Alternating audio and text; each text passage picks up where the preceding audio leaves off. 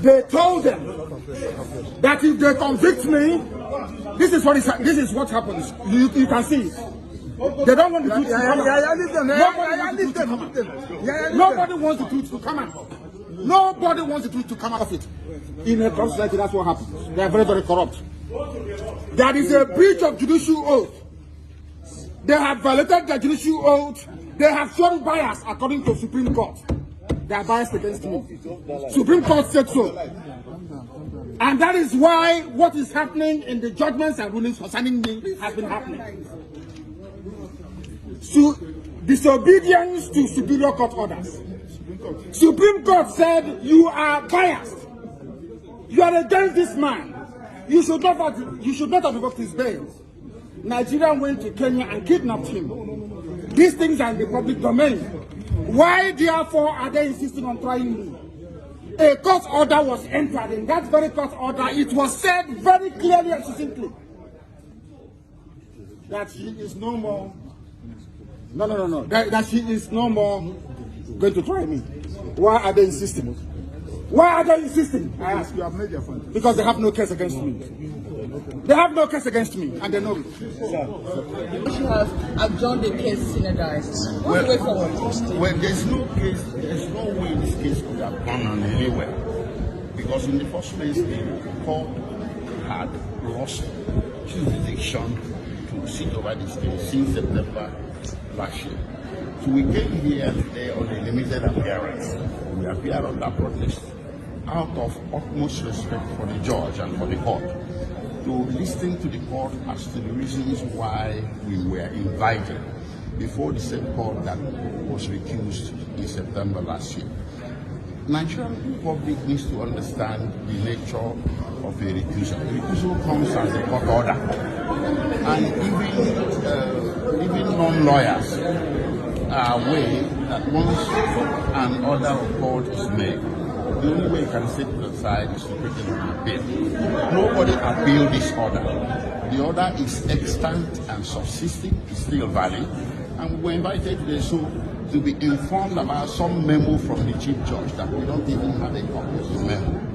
So our submission on the record is that the court stands recused until that order is set aside. Now, sir, the judge, Justice Peter Nyako, has adjourned this case synodized. What is the implication for your plan? Well, synodized is a word of art for indefinite adjournment. So she has no business, the court, like I said before, even having the case before her today. So adjourning it, synodized or not, really, it doesn't apply. But remember that we had requested this adjournment synodized last year, but it wasn't granted. So what happens next? Well, it's up to the judiciary and the federal government. We are not the prosecutor, we are the defense. You throw the ball to us and we catch the ball. We cannot reinstitute the case. Let them do the right thing. Our client recused the judge, and the judge consented to the recusal through a coroner. So we await the day that this case will be recalendared before a new judge to try it. We are not afraid of trial. Listen, this is the laws of Nigeria. The prosecution and this court doesn't know the law. That is the fact. Yes. Poor knowledge of the law is killing Nigeria. Poor knowledge of the law, they don't know the law. This is a federal gazetted law of Nigeria that says here that the chief judge of Nigeria cannot tell Binta Nyako what to do. It's here. It's your law. Just obey it. That is why I do what I do. I agitate for Biafra. I agitate for Biafra, my right to agitate. My right. They turned it from treasonable felony now to terrorism. Upon Nnamdi Kanu to accept and sign that document, he has refused to sign it because they don't want to say Baba. They want to use that document to hold him to account anytime. And the man said no. That is the only thing that is keeping Nnamdi Kanu there. Not because of any other body, not because of any person. That is the reason why Nnamdi Kanu is there. But I assure them, Nnamdi Kanu is going to be released. See, Nigeria is a kind of luxurious box. see this luxurious bus, the Marco Polo or whatever, that bus, the engine has been destroyed long time ago. Service it, you say no, don't service. Service it, you say change the engine, you say no, don't change the engine. Change the engine, you say no. The tires are worn out. All the wires are coming out. Change the tires, you say no. It will get to a stage where it will just collapse and everybody will carry their bags and begin to go away. That is where it is going to go to. But if you think that these people will restructure Nigeria for you, my brother, you are wasting. Look at the regionalization this man is taking now. Look at the tax bill the man is doing now. It is now that they are now remembering. The North that have forgotten the Biafra land is telling you now they should also look into the seaports. It is now that they have come to realize that they are now trying to play politics. Oh, we are talking for the south and southeast. Yeah. For how many years? The Cross River Seaport, Calabar Seaport is there. It is non-international. Ahaba.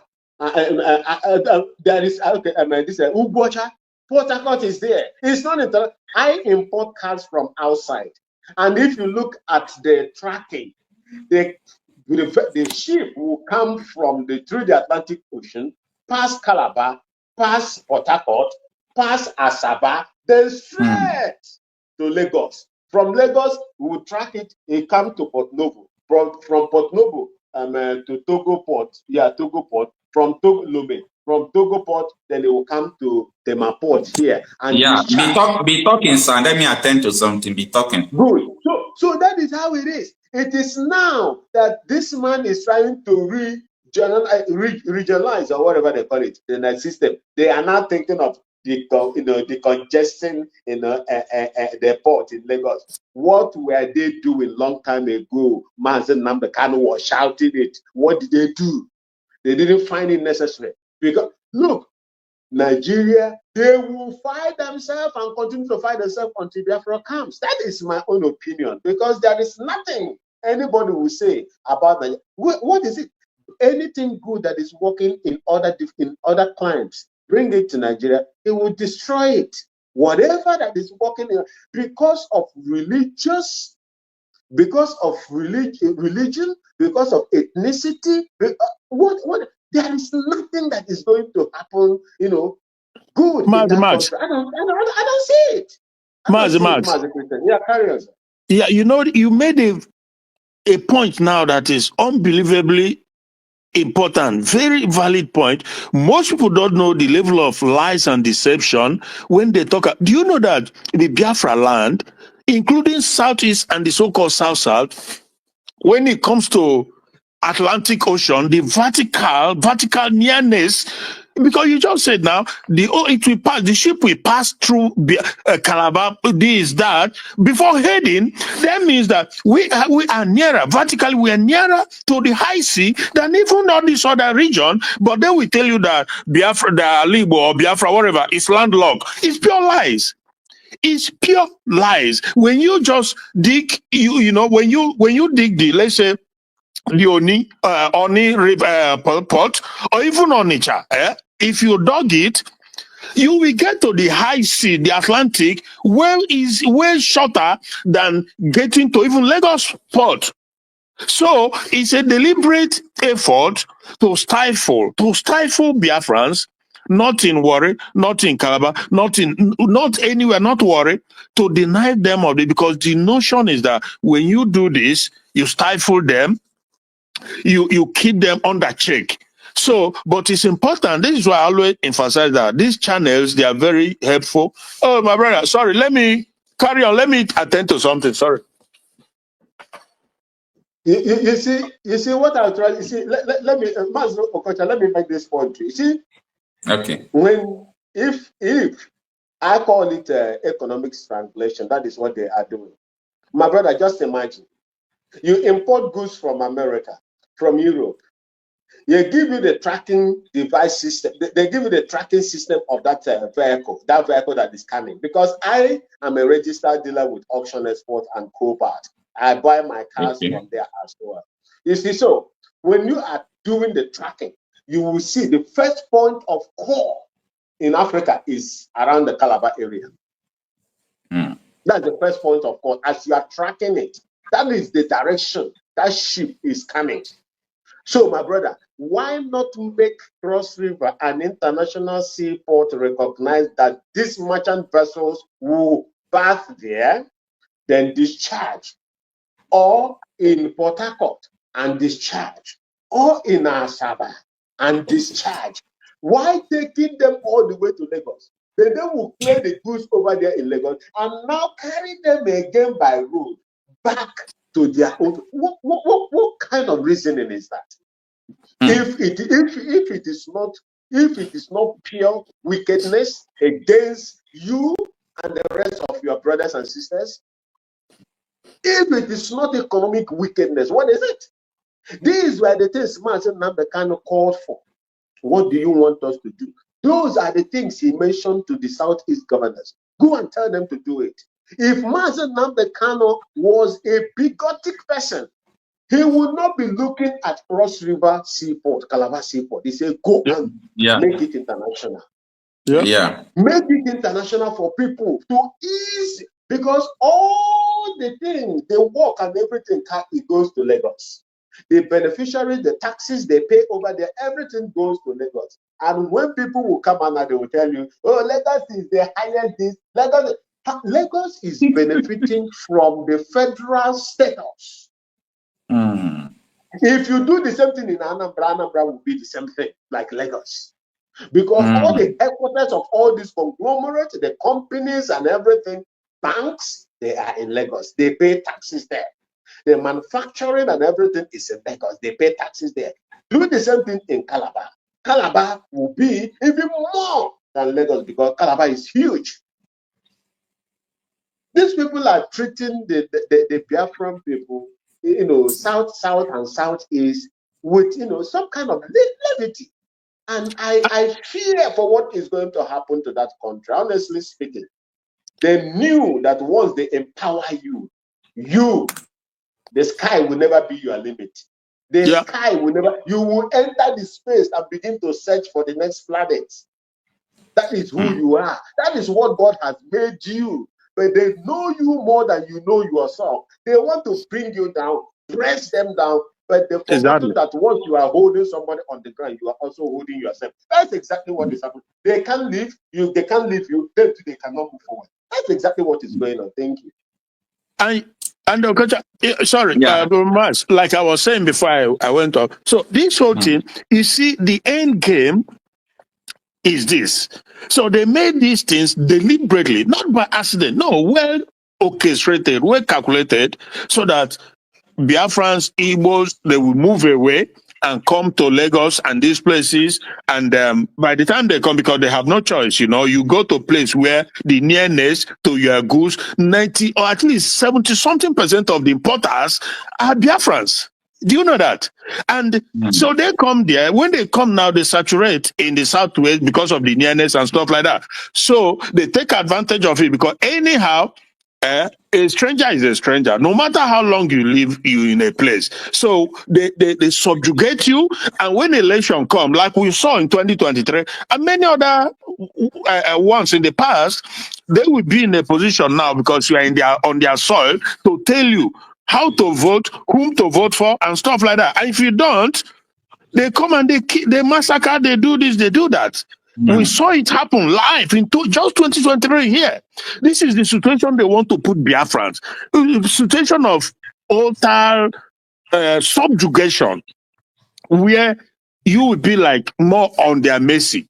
So Nnamdi Kanu saw these things. You've seen this thing way back. Even when Ojukwu came back, they lured Ojukwu into Nigerian politics.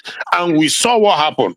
They lure you like they are trying to make Nnamdi Kanu to sign that this and this and that for him to denounce. He knows. So this is like first-hand experience. You cannot fall 2 times.